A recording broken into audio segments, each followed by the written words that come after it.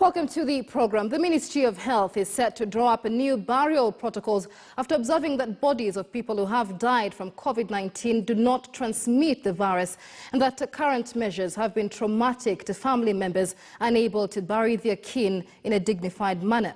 According to its daily Ministry of Health COVID-19 situation report of September 4th, the main mode of transmission of COVID-19 is via droplets, and family members need to observe a basic infection prevention and control and be allowed to participate in a dignified burial for their departed.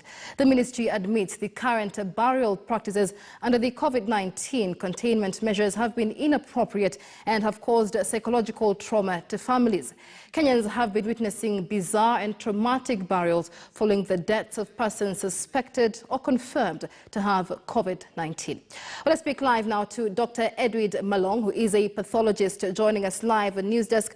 Dr. Malong, this comes as a reprieve to many Kenyans who have been unable to give a dignified burial to their loved ones. But what are the new burial practices likely to look like?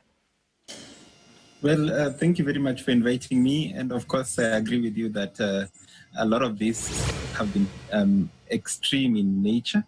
And then we think that the burial practices should revert back to what traditionally has been going on. Because once the body is properly contained in a coffin or properly wrapped in a shroud, for example, what the Muslims do, then we do not expect additional risks of transmission. So we expect that the families should go on with their burial rites as they have always done. You know, with COVID-19, we've seen those suspected to have COVID-19 or those confirmed to have died of COVID-19, you know, being buried by specific people fully clad in PPEs as well. Does this revise the use of PPEs in burials as well?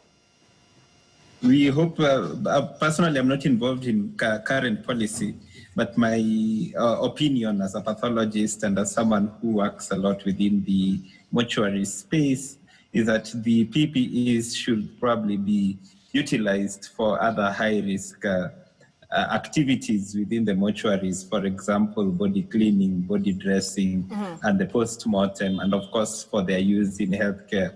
But the use of PPEs by pallbearers and the spraying of disinfectants all around definitely do not make sense in the context of a burial. We also hope that the PPE can now be directed towards high-risk activities, such as picking up bodies from homes or picking up bodies in the community by the various units.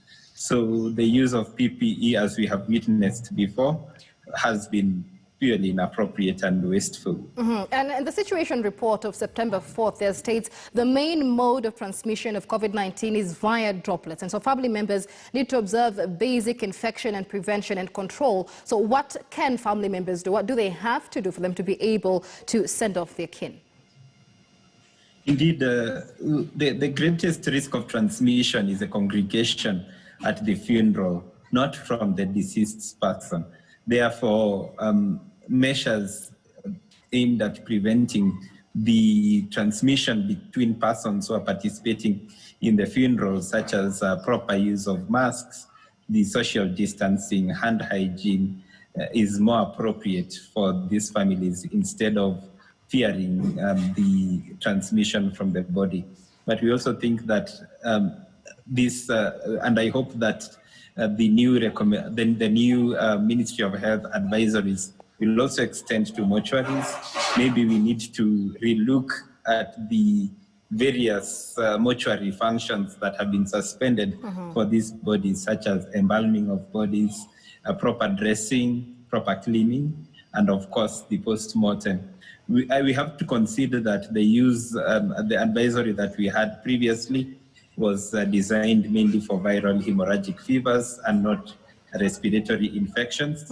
But one of the positive things that have come up from it is a greater awareness in infection prevention in mortuaries, and we hope that infection prevention practices shall go on.